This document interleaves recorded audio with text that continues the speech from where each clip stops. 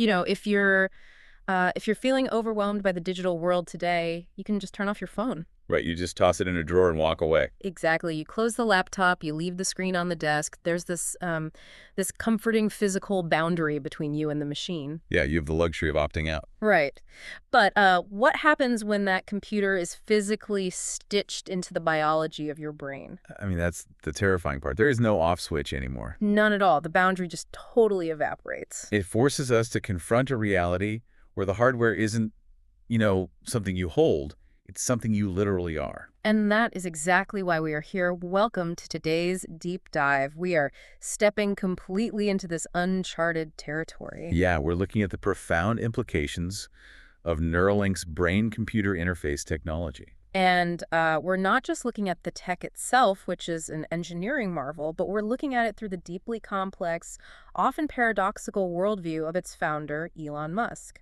Because, if someone is building a backdoor into the human mind, Yeah. understanding the architect's ideology is just as critical as understanding the microchips. Absolutely. So to guide us, we're pulling from two incredible sources today.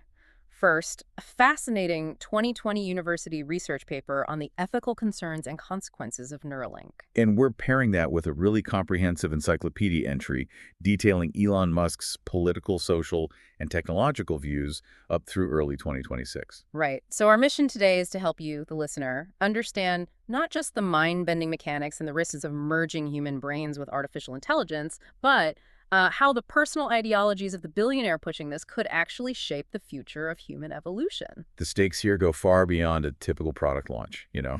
We're analyzing a technology that fundamentally alters human biology. So let's start inside the skull. To grasp the implications of all this, we really have to understand the mechanics of Neuralink's core device. The link. Right, the link. It's an invasive brain-computer interface, or BCI. And invasive is the key word there. It gets implanted directly into the somatosensory section of your brain. Which is that precise strip of tissue running across the top of your brain that processes, physical sensations. Like your sense of touch, temperature, even the feeling of your own body moving through space. Exactly. And its entire job is to track action potentials. Those are the tiny electrical spikes firing across our network of roughly 100 billion neurons. 100 billion. It's just hard to wrap your head around. It is. And to put the ambition of the link into perspective, look at the medical devices we currently use, right? Like standard deep brain stimulation. Yeah, exactly. The kind they use to treat Parkinson's disease. That tech might rely on a handful of electrodes, like 10, maybe a dozen. Okay, 10 or 12. The link is designed to house 10,000 electrodes. Wait, 10,000? That's insane. It's massive. The leap in raw data collection capability it's like upgrading from a rusty telegraph wire to a fiber optic cable network overnight. Wow. But getting those 10,000 electrodes into a living, pulsing brain is an absolute engineering nightmare, right? So totally. Yeah. Because they aren't on rigid needles. The electrodes are housed on these flexible microscale threads. And when you say microscale, the sources say they're only 4 to 6 micrometers thick. Which is a fraction of the width of a single human hair. They are so microscopic and delicate that a human hand, no matter how skilled the neurosurgeon is, simply cannot perform the implantation. Because human hands possess this inherent microscopic tremor. On a normal scale, it goes completely unnoticed. Right. You can hold a cup of coffee just fine. Exactly. But when you're trying to maneuver threads that are thinner than a red blood cell, that tiny tremor is catastrophic. Which is why they had to invent a completely bespoke, specialized surgical robot, right? Yeah. Equipped with stereoscopic cameras. Yeah, the robot is essential. When I was looking at the mechanics of this, the only analogy I could think of that captured the sheer absurdity of the challenge was this: imagine a high-tech sewing machine trying to thread a microscopic needle into a moving bowl of Jell-O. That is actually a really good analogy. Yeah. And biologically accurate. Without breaking a single thread, right? Right. Because the brain is not a rigid organ locked in place. It floats in cerebrospinal fluid. So it moves. It moves a lot. Yeah. With every single beat of your heart, blood rushes into the skull, and the entire brain pulses and shifts. Oh, wow. I didn't even think about the heartbeat. Yeah, so those stereoscopic cameras give the robot depth perception on a microscopic scale so it can calculate that pulsing movement in real time. And it has to dodge these incredibly fragile blood vessels on the fly, because if it severs even one, It could cause a hemorrhage, yeah, ruining the thread and permanently damaging the tissue. the precision is just staggering. And it's being deployed to achieve two distinctly different goals. Short-term and long-term, yeah. Right. On one hand, the short-term goal is just an absolute medical marvel. The primary focus is giving quadriplegic patients the ability to control computers or robotic limbs with just their thoughts. Which is an undeniably noble pursuit, Right, absolutely. And beyond that, treating severe neurological conditions, bypassing damaged optics to cure blindness, or even rewiring the neural circuits responsible for severe depression. It grounds the technology in immediate, life-altering medical utility. But the stated long-term objective of the company shifts the narrative entirely. This is where it gets wild. Yeah. The ultimate goal isn't just medical therapy. It is the fusion of human intelligence with artificial intelligence. Because Musk's underlying philosophy here is that AI is advancing at this exponential, unstoppable rate. Right. And if humanity does not physically integrate with these digital systems, our species will become completely obsolete. We'll get left behind. So it's literally an evolutionary stepping stone, but it's engineered and owned by a private corporation. Exactly. But, transitioning from that utopian medical promise to the gritty biological realities of putting a computer inside your skull brings up massive hurdles. Huge hurdles. There's a 1 to 2% risk of severe infection just from the intrusion itself. And the risk of an autoimmune rejection, right, where your body just recognizes the link as a foreign invader and attacks it. Yeah. And then there is the issue of glial scarring. What is that? Well, when you insert a foreign object into neural tissue, the brain's defense mechanism is to wrap it in specialized cells called glia. Okay. Over time, this forms a literal scar around the electrodes, and that scar tissue acts as biological insulation. So it blocks the signals. Exactly. It gradually blocks the electrical signals and renders the device completely blind. Wow. Add to that a baseline 3% probability that the surgical robot simply misses its calculated mark. Which could cause irreversible tissue damage, yeah. So those physical risks are terrifying enough, but the cyber risks are what really keep me awake. Oh, definitely. Because if this tech connects to the internet to achieve that AI fusion, it becomes vulnerable. Anything connected to the internet can be breached. It's the golden rule of cybersecurity. Right. Let's look at how our biology actually betrays us, specifically through something the sources call P300 brainwaves. Yeah, the P300 wave is a really specific type of event-related potential. It's an involuntary electrical spike. Meaning you can't control it at all. Right. You have no conscious control over it. It fires in your brain exactly 300 milliseconds after you see or hear something that has personal meaning or recognition to you. The sources mention this absolutely shocking study from back in 2012 that weaponized this exact reflex. Oh, the hacking study. Yeah, that was wild. Researchers took consumer-grade, non-invasive brain headsets and put them on subjects. Then they sat them in front of a screen and just flashed rapid-fire sequences of random numbers, images, and months of the year. And the subjects weren't trying to reveal anything. They were just watching. Exactly. But when a number flashed that was part of their ATM-PIN code, their brain involuntarily fired a P300 spike. Because they recognized it. Right. And by simply monitoring the timing of those 300 millisecond spikes, the researchers were able to guess the subject's ATM-PIN codes with 20% accuracy on the very first try. Which is incredibly high for a first guess. And when they flashed months and days, they guessed birth dates with 60% accuracy. Your brain is essentially leaking your passwords. The biological reaction itself is the vulnerability. But a stolen PIN code is child's play compared to what happens when we look into the architecture of memory itself. Right, because we tend to have this illusion that our memories are stored away in a secure little file folder somewhere in the back of our minds. Like a video file on a hard drive. Exactly.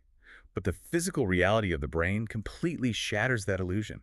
Memories are completely distributed across different regions. So, like if you recall a traumatic car accident, the visual details, the crashing metal are stored in the cortex? But the emotional terror, the physical panic of that memory, is stored entirely separately in the amygdala.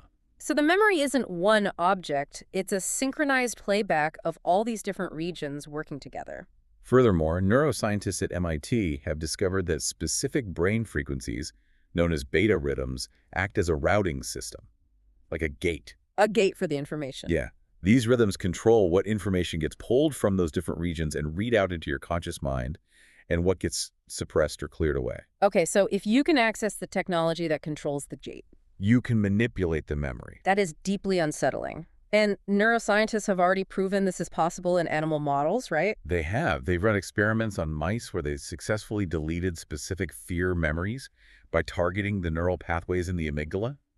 The fear was simply Just erased, erase, just gone. gone. And they've gone even further using a technique called optogenetics. Right, where they genetically modify specific neurons in a mouse so they become sensitive to light. Exactly. So researchers can then pulse a microscopic laser into the brain to artificially trigger those neurons. And the sources noted that using this method, they successfully implanted completely false memories of pain and fear into mice. The animal vividly remembers a trauma that never actually happened. Wait, really? We are talking about the theoretical capability to delete a real memory or write a fake one directly into the hardware of your mind. It's profound, and it raises a glaring warning about precedent in the medical device industry. Right, because we've already witnessed the catastrophic vulnerabilities of connected implants. Just look at 2017. The FDA was forced to recall 465,000 implantable pacemakers. 465,000. Yes. Cybersecurity analysts discovered that because the pacemakers had wireless diagnostic capabilities, a hacker could theoretically breach the network. And do what? They could drain the battery of the pacemaker or maliciously alter the pacing of the patient's heart. If a pacemaker can be hacked to stop a heart, consider the blast radius of a hacked Neuralink. I mean, what happens when a terrorist breaches the implant of a commercial airline pilot mid-flight? Or a train engineer, or a world leader. Right. The damage wouldn't just be isolated to one individual. It could be leveraged into mass casualty events. So if a device has the power to act as a backdoor to human consciousness, the most urgent conversation isn't really about the hardware specifications anymore. No, it's about governance. Who is writing the terms of service for your brain? Exactly.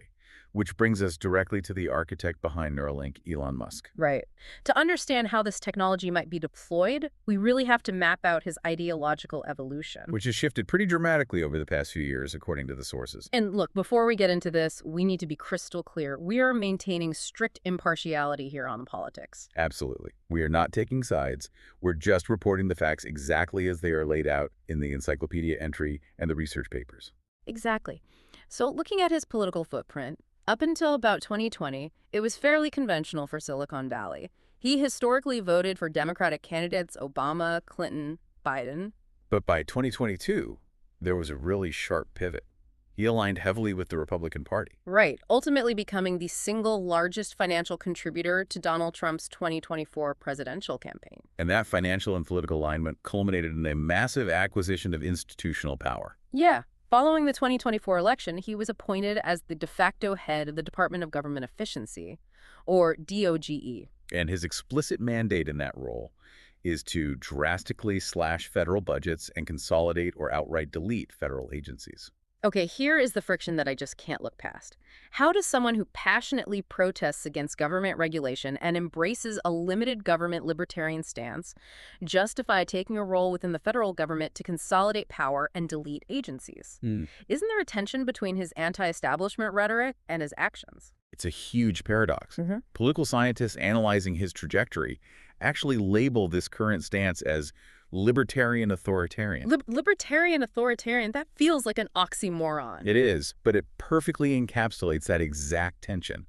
He views bureaucratic regulation and the democratic state as fundamentally inefficient and invasive to human progress. Right. So he embraces executive authoritarian power to dismantle those very structures. Yeah. It's the use of absolute power to enforce a libertarian ideal. Wow. And we see that same paradox playing out in his approach to communication platforms. Oh, definitely. Look at his stance on free speech. Yeah, he identifies himself as a strict free speech absolutist. He stated his primary motivation for buying Twitter, now X, was to protect democracy and open discourse. Right. And during the onset of the invasion of Ukraine, he famously refused requests to block Russian state news on his Starlink satellite network, citing that exact free speech principle. Yet when you analyze his governance of the platform, the sources reveal a pretty sharp contrast. Under his leadership, the platform actually complied with 83% of authoritarian government censorship requests. 83%. Like during that highly contested election in Turkey, the platform throttled the accounts of political opponents and journalists at the government's request. And similar compliance occurred with takedown orders from the Indian government. Plus, he has demonstrated a willingness to just suspend the accounts of journalists and independent critics who challenge him personally. His worldview is driven by intense, highly specific convictions. Like his pronatalist views, he argues passionately that population collapse from declining birth rates poses a far greater existential threat to humanity than global warming. Right. And at the same time, despite his alignment with a political base that frequently pushes anti-immigration policies, he aggressively defends the H-1B visa program for highly skilled tech workers. Because he argues that Silicon Valley's innovation pipeline relies entirely on foreign talent. Exactly. And he also engages in these highly publicized, deeply personal cultural battles. Oh, the Wikipedia feud. Yes.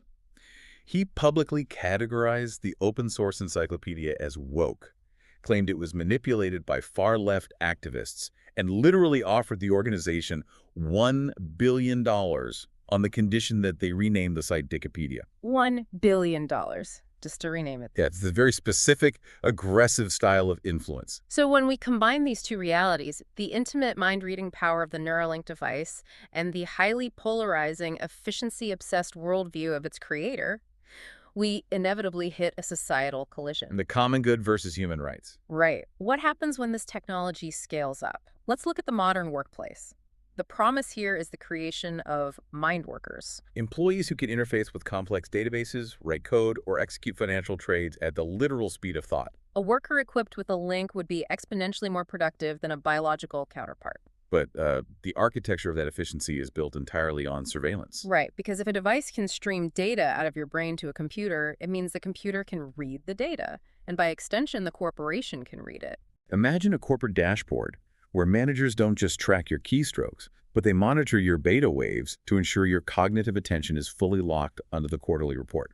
It turns cognitive loyalty into a measurable metric. That is chilling. And it's not just corporate efficiency. State-level applications are already in motion. Like DARPA, the research arm of the U.S. military, the sources mentioned they've been funding a program called Silent Talk.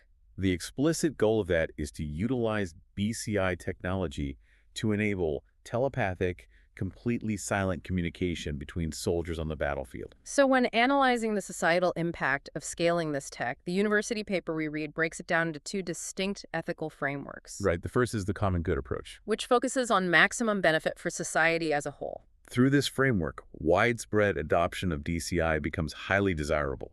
It promises unprecedented economic growth through those hyper-efficient mind workers and massive leaps in national security. But the dark side of that common good approach is normalization.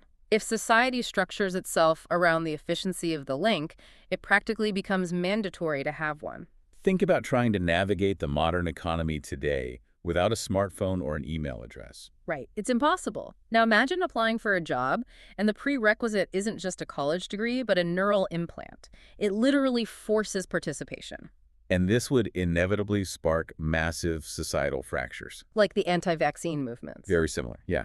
Where massive swaths of the population refuse the implant out of a deep-seated fear of corporate or government mind control. Which brings us to the second framework, the rights approach. This perspective prioritizes human dignity, bodily autonomy, and free choice over societal efficiency. It views the normalization of Neuralink as a catastrophic threat. It warns of an authoritarian reality where the state has the legal or technological mechanism to just audit the private thoughts of its citizens. Or worse, utilize those optogenetic memory manipulation techniques we discussed earlier to stream state-sponsored false information directly into the population's consciousness. And even if we avoid the dystopian hacking and the authoritarian surveillance, there is this subtle psychological erosion that I just find deeply unsettling. The absent presence. Yes, the source is called the absent presence. We are already living the beta version of this with our smartphones, right? Oh, absolutely. The smartphone era has fundamentally altered public behavior. Sociological studies show a marked deficit in ambient social interaction. Like people smile at strangers less, they make less eye contact in public spaces. You're physically present in a coffee shop, but your cognitive attention is entirely absorbed by the digital feed in your hand. So now eliminate the physical phone. Imagine sitting at a dinner table with your family. To everyone else, you look perfectly normal. But internally, your link is streaming a digital feed directly into your visual cortex. You are entirely detached from your biological reality, living inside a silent, invisible interface. We risk losing the basic, foundational behaviors required for human connection. It accelerates the potential obsolescence of oral communication. I mean, for millennia, human beings have navigated empathy, conflict, and cooperation through the spoken word, reading facial Hearing expressions. the inflection of a Yes. voice, exactly. And replacing that friction with silent, instantaneous data transfer might be efficient, but, it strips away the very mechanisms that make us human. It really does. We've covered massive ground today. We started by looking at microscopic threads, a fraction of a human hair designed by a robotic needle to heal the broken circuitry of a paralyzed brain. We explored the deeply unnerving reality of how your own P300 brainwaves can betray your most secure passwords to a hacker. And the very real neuroscience of manipulating the gates of memory. And of course, we laid out the libertarian, highly polarizing, and often contradictory ideology of Elon Musk. The architect whose personal worldview will inevitably influence the deployment of this entire technology. You have to remember, none of this is science fiction. The surgical robots have been built. The biological trials are currently underway with the FDA. The tech is rapidly maturing. It is. The way you process information, the way you earn a living, and the way you safeguard the privacy of your own inner monologue could fundamentally transform within your lifetime. The boundary separating human consciousness from artificial intelligence is actively being dismantled as we speak. It's happening right now. Which brings us back to that physical boundary we talked about at the very beginning of this deep dive, the off switch. Right. I want to leave you with a chilling question that hangs heavily over all of this research.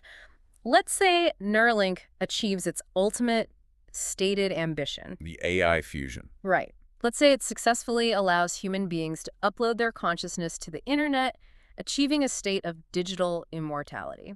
That infrastructure, the massive server farms, the proprietary software, the neural interface itself, will be entirely owned and governed by a single, unpredictable tech billionaire. A man who actively reshapes political landscapes and alters platform policies on a whim. Exactly. So who actually owns your digital soul once it's uploaded? Wow. When the physical boundary of your skull is gone, do your deepest, most private thoughts simply become the intellectual property of a tech billionaire? That is something to carefully consider Yeah. while your thoughts still belong entirely to you.